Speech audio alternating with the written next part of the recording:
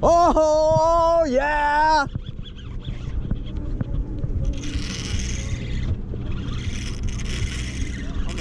On the popper, man, this yellowfin. Holy shit.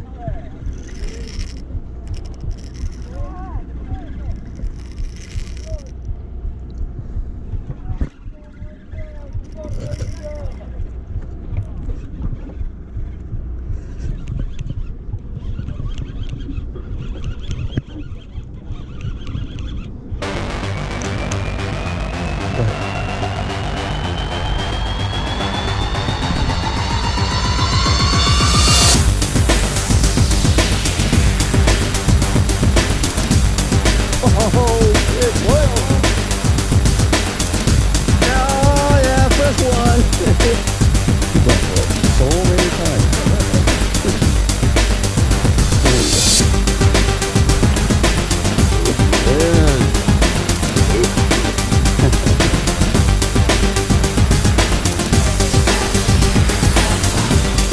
Oh, shit.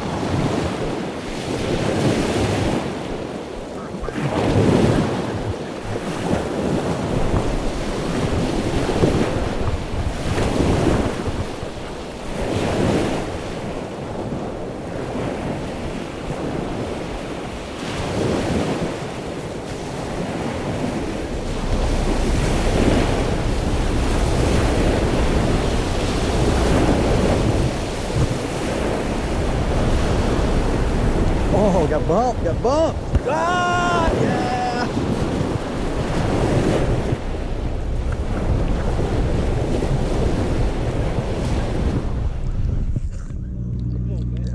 Yeah, nothing beats catching fish on artificial baits or lures, or jigs, plastics, poppers, all that good stuff. Yeah. that feeling of winding in a surface iron or winding a mega baits or a coat sniper, and all of a sudden it gets stopped by a big fish. It's probably the most exciting feeling in fishing, to me, anyways. So today we're going to talk about lures fishing or fishing artificial baits. There's a variety of different baits that we use here in Southern California, and I'll try to cover as many of them as possible. So here we have surface iron. This is probably the most popular way to fish artificial lures in Southern California. As you see there, they come in a variety of different sizes. There are medium ones like that, bigger ones like these. This is a JRI 4, and smaller ones like a Tatty C. What all of these jigs have, these surface iron have in common is that they stay up on the upper part of the water column. They sink slowly, and if you're retrieving them, they'll stay near the top, and that's what it's meant to do, to mimic bait fish up in the water column. So they work great, and there's a variety of different manufacturer out there for Southern California fishing. Salis, Tatty. I've been fishing a lot of JRI the last couple of years. And then there's some other ones out there too, a kicker and OCT and stuff like that. So if you guys haven't gotten into surface iron fishing, do yourself a favor and grab a few this season and go out and fish them. They are very unique to Southern California. I'm sure they'll work in other areas of the world. It's just they were developed out here, and this is I think the only place in the world that really used this kind of stuff. Yeah, some more surface iron, some different color ones besides the mint and the white that I use quite a bit of. So I get some browns, some blue and white, some of the purple and black that used to be popular years ago that I still have. All right, next up are the deep jigs, the yo-yo irons. They look like surface iron, but they're a lot heavier. They're meant to fish deep. So here's a Salus 6X. This is so really heavy jig, and it's meant to fish in the really deep water column and winding straight up. So I have the different sizes of the Salus here, the 6X and the 6X Junior, which is just a smaller size of that. And I include in this category some of the newer type jigs, like the Colt Snipers, kind of fish it similarly to the yo-yo iron, the flat falls, and some of the other deep water jigs, like these rock cod jig. That is a Jack's jig, and ahi assault jig. These are meant for really deep water. People use them for rockfish quite a bit. So I include these jigs in this category. So earlier we got the surface iron, so these are the deeper jigs. So these two categories, if you're not gonna fish anything else in Southern California as far as artificial bait lures, if you just stick to these two categories, you'll catch plenty of fish. All right, next up are the plastics. These are the plastics that we used for anything from calico bass up to tuna. I have a bunch of plastics that's all over the place, and usually you just get a good mix. I just want to show you guys a few of them here. Just a typical lead head with a straight single tail. It's a lead head with a weed guard. I like these guys a lot because you can throw them right in the kelp and not have it hung up. And this is relatively new. These are hookup baits. They've been around the last couple of years, and I just finally picked up a few to try. So far, mixed results. So I'll continue to try them this coming season, see how it goes. But plastics are another great bait to have in your arsenal to use for Southern California fishing. These are the poppers.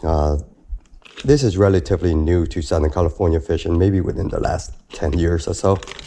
And personally for me, I've been using them the last 5 years and have had great success with catching tuna on them. They're awesome. I have different sizes of poppers here. I like this size quite a bit. It's kind of on the smaller end. As it seems like when the bite is picky, the tuna would bite the smaller ones more than the bigger ones. Say this size, or the bull popper here, or even the really big Halco ones. So I find the smaller ones work really well when they're finicky. I'm really excited about this batch of next baits here. These are used throughout the world, on the East Coast and in other parts of the world, but not too much out here in Southern California.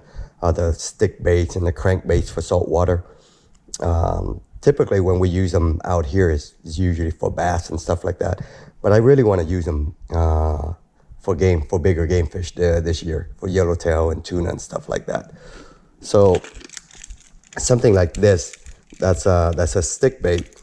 It's a little bit heavy. It's about 2 ounces, so it's really easy to cast. You can see I've already used this one, and it's a lot of teeth mark on it here. It's a great action. So I'm pretty sure they're they're gonna work well for offshore.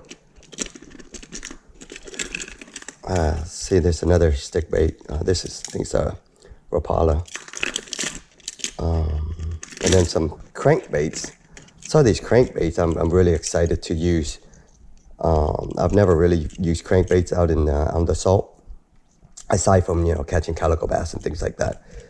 But this is about 1.5 ounces.